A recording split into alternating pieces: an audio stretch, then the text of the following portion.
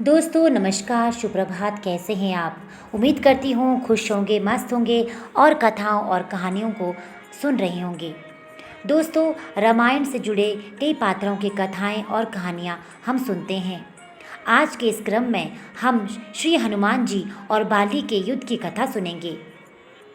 कथा का आरंभ तब का है जब बाली को ब्रह्मा जी से वरदान प्राप्त हुआ कि जो भी उनसे युद्ध करने वाले आएंगे या उनका सामना करेगा, उसकी ताकत बाली के सिर में चली जाएगी, यानी कि उनकी आधी ताकत बाली के सिर में चली जाएगी और इससे बाली हर युद्ध में अजय रहेगा। सुग्रीव बाली दोनों ब्रह्मा के औरस यानी कि वरदान प्राप्त पुत्र थे और ब्रह्मा जी की कृपा बाली पर सदैव बनी रहती है। बाली को अपने बल पर इतना घमंड था कि वो किसी को नहीं मानते थे। उनका घमंड तब और भी बढ़ गया जब उसने करीब करीब तीनों लोकों पर विजय प्राप्त कर ली और रावण से युद्ध किया और रावण को अपनी पूंछ से बांधकर वह 6 महीनों तक पूरी दुनिया में घुमाया। रावण जैसे योद्धा को इस प्रकार हराकर बाली के घमंड का कोई अंत न रहा। अब तो अपने आप को संसार का सबसे बड़ा योद्धा समझने लगा और यही उसकी सबसे बड़ी भूल हुई। अपने ताकत के मद में चूर एक दिन एक जंगल में पेड़ पौधों को तिनके के समान उखाड़ फेंक रहा था। हरे भरे वृक्षों को तहस नहस कर दे रहा था। अमृत समान जल के सरोवरों को मिट्टी से मिलाकर कीचड़ कर दे रहा था। एक तरह से अपने ताकत के नशे में बाली पूरे जंगल को उजाड़ कर रख देना चाहता था और बार बार अपने से युद्ध करने की चेतावनी दे रहा था। है कोई जो बाली से युद्ध करने की हिम्मत रखता हो? कोई जो अपने माँ का दूध पिया हो, जो बाली से युद्ध करके बाली को हरा दे? इस तरह की गर्जना करते हुए बाली उस जंगल को तहस नहस कर रहा था और वो जंगल पूरी तरह से तहस नहस भी हो रहा था। संयोगवश उसी जंगल के बीच में हनुमान जी राम नाम का जाप करते हुए तपस्या में बैठे थे। बाली की इस हरकत से हनुमान जी को राम नाम का जप करने में विघ्न लगा और हनुमान जी बाली के सामने जाकर बोले, हे वीरों के वीर, हे ब्रह्म अंश, हे राजकुमार बाली। तब उस समय पे बाली किष्किंधा के युवराज थे। तो हनुमान जी ने कहा, क्यों इस शांत जंगल को अपने बल की बलि दे रहे हो? हरे भरे पेड़ों को उखाड़ के फेंक रहे हो? फलों से लदे वृक्षों को मसल दे रहे हो? अमृत समान सरोवरों को दूषित मलिन मिट्टी से मिलाकर उन्हें नष्ट कर रहे हो? इससे तुम्हें क्या मिलेगा? तुम्हारे औरस पिता ब्रह्मा के वरदान स्वरूप कोई तुम्हें युद्ध में नहीं हरा सकता, क्योंकि जो कोई तुमसे युद्ध करने आएगा उसकी आदि शक्ति तुम में समाहित हो जाएगी।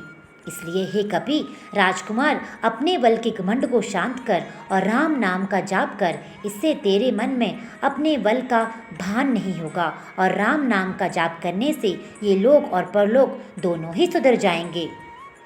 बस दोस्तों, फिर क्या था?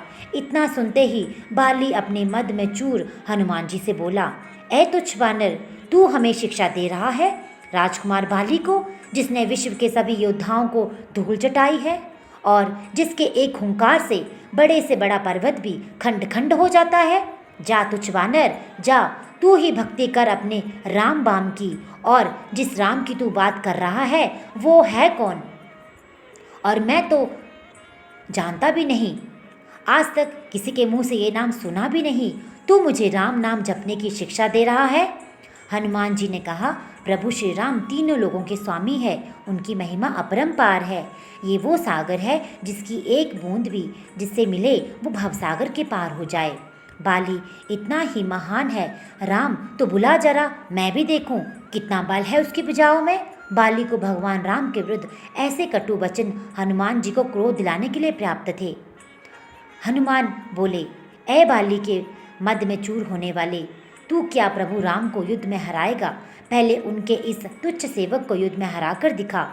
बाली बोला, ठीक है, कल के कल नगर के बीचों बीच तेरा और मेरा युद्ध होगा। फिर क्या था दोस्तों, हनुमान जी ने बाली की बात मान ली। बाली ने नगर में जाकर घोषणा करवा दी कि कल नगर के बीच हनुमान और बाली का युद्ध होगा। अगला दिन आया।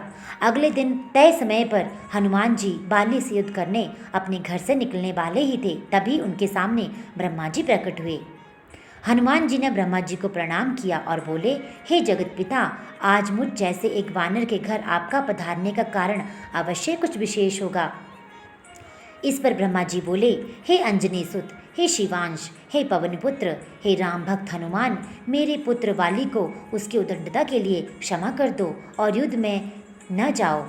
हनुमान जी ने कहा, हे प्रभु, बाली ने मेरे बारे में कहा होता तो मैं उसे क्षमा कर देता, परंतु उसने मेरे आराध्य श्री राम के बारे में कहा है जिसे मैं सहन नहीं कर सकता और मुझे युद्ध के लिए चुनौती दिया है, जिसे मुझे स्वीकार करना ही होगा, अन्यथा सारे विश्व में ये बात कही जाएगी कि हनुमान कायर है, जो ललकारने पर युद्ध करने के लिए नहीं जाता, क्योंकि वह बलवान योद्धा से ललकार से डर गया है। तब कुछ सोचकर ब्रह्मा जी ने कहा, ठीक है हनुमान, आप अपने साथ अपनी समस्त शक्तियों को साथ लेकर न जाएं, केवल 10वां भाग का बल लेकर जाएं, बाकी बल को योग द्वारा अपने आराध्य के चरणों में रख दें, युद्ध के आने के उपरांत फिर से उसे ग्रहण कर लें।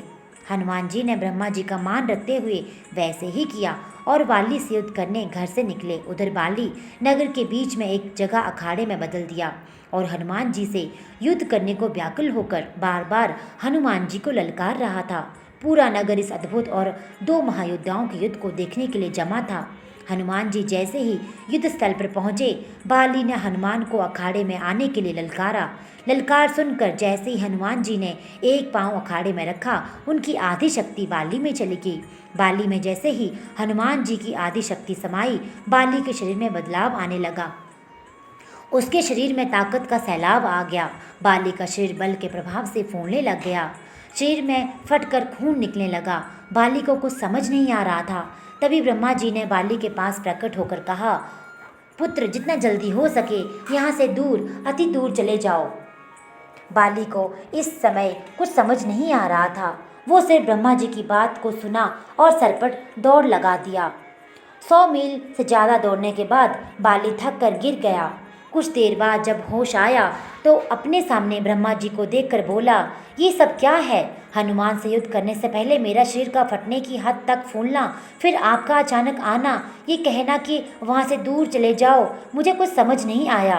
ब्रह्मा जी बोले, पुत्र, जब तुम्हारे सामने हनुमान जी आए तो उनका आधा बल तुम में समा गया, तब तुम्हें कैसा लगा? बाली बोले, मुझे ऐसा लगा जैसे मेरे शरीर में शक्ति की सागर लहरें ले रही हैं।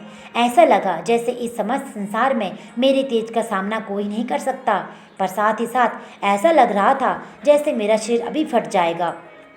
ब्रह्मा जी बोले, हे बाली, मैंने हनुमान जी को उनके बल का केवल 10वां भाग ही लेकर तुमसे युद्ध करने को कहा, पर तुम तो उनके 10वें भाग के आधे बल को भी नहीं संभाल सके। सोचो, यदि भगवान हनुमान अपने समस्त बल के साथ तुमसे युद्ध करने आते तो उनके आधे बल से तुम उसी समय फट जाते जब वो तुमसे युद्ध करने घर से निकलते। इतना सुनकर बाली पसीना पसीना हो गया और कुछ देर सोचकर बोला, प्रभु, यदि हनुमान जी के पास इतनी शक्तियाँ हैं तो वो इसका उपयोग कहाँ करेंगे? ब्रह्मा बोले, हनुमान जी कभी भी अपने पूरे बल का प्रयोग नहीं कर पाएंगे, क्योंकि पूरी सृष्टि भी उनके बल के 10वें भाग को नहीं सह सकती।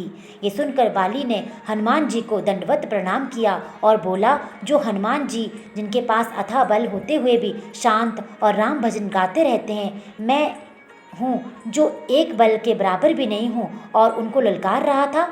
मुझे क्षमा करे, मैं आत्मग्लानि से भर कर गया हूँ।